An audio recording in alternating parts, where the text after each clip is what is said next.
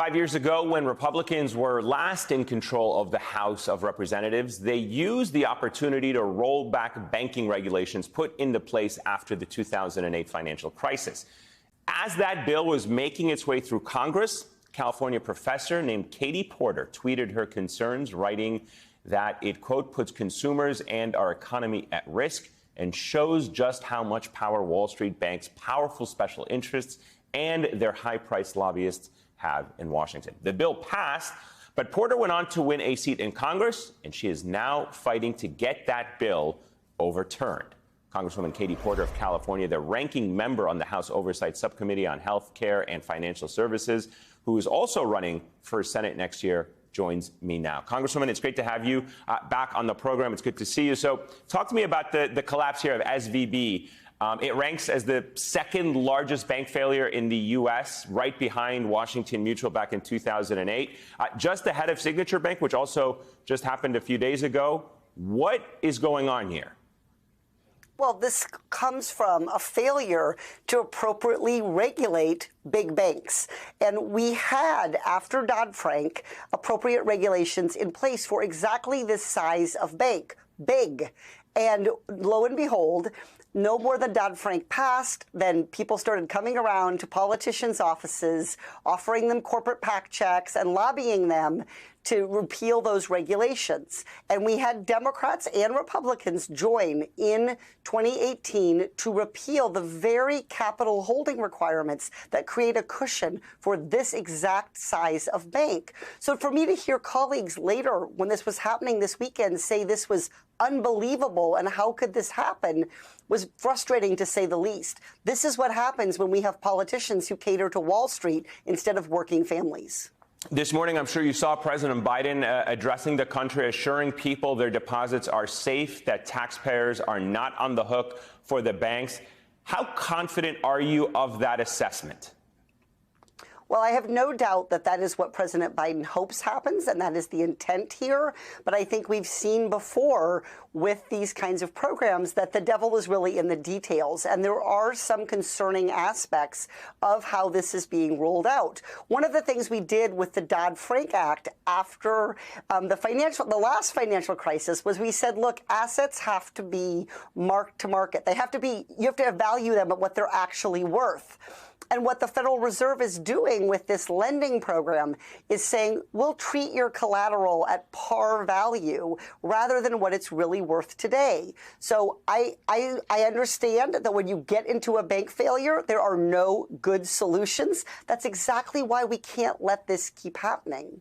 We have to repeal the regulation that Trump and Congress passed in 2018 to get us back to a place where we have cushions, where we don't put ourselves where there are no good choices. So you began to answer the question I was just about to ask you, which is, do you think repealing the 2018 deregulation law will be sufficient protection against this kind of thing going forward? Or is there something else that needs to be done on top of repealing it?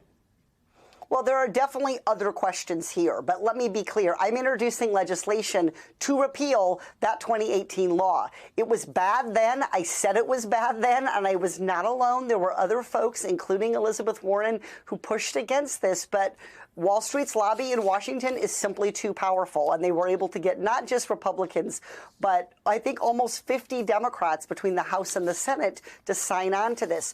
So I do think repealing the law is a good start, but I don't think it's enough. I think there are real questions about how we think about stopping runs on banks in a digital world. We sort of have analog banking law for a digital economy, and I think we saw that this sort of close the bank on a Friday, reopen it on a Monday, which is sort of the very traditional model, simply doesn't work where people have online banking and they can work over the weekend and remove money and organize kind of continual withdrawals throughout the weekend. So I think the Federal Reserve and FDIC need to think about how we're going to modernize to deal with this sort of digital bank run, which is really what we had here today. I'm glad you brought that up because obviously the fear is spreading. And you saw that over the weekend with First Republic stock dropping so significantly, more than 60%. You've got other banking stocks dropping as well. You need Congress in a situation like this. You need the entire government to move quickly to just kind of boost confidence and get confidence back into the system. But the question is, How does Congress or the administration do something immediately to reassure people about their money in those banks? Well, I think that's part of the logic behind this announcement, that all the depositors will be fully protected, as we're trying to reassure people and send a signal that the U.S. government understands what's at stake here and what the dangers are of allowing this to continue. I do want to say that this gives an opportunity now for the FDIC to start doing more evaluations of these large but not ginormous. That's really what they are. They're huge but not ginormous banks, and to try to make sure that we don't have this same problem at other financial institutions. Look, let's be really clear. What happened here could have been prevented by good regulation. It also could have been prevented by the executives and directors and management of Silicon Valley Bank not forgetting the basic fundamental of finance, which is that interest rates can go in only two directions, up and down. And it's their failure to think about that, because they were so focused on their bottom line, that led to this run on the bank. Should this bank be allowed to fail? Well, so the Federal Reserve has we've already answered that question, which is no. That was the decision that was rolled out on Sunday evening and this morning, that we're going to protect depositors. Whether ultimately it all gets moved to another bank and this bank goes out of business, I think that's not the focus. The focus should be on, how did we get here? How do we prevent the next bank from getting here? How do we build regulation to have a durable economy? So often when my colleagues vote for these kinds of deregulation bills, they explain their votes by saying they are pro-business.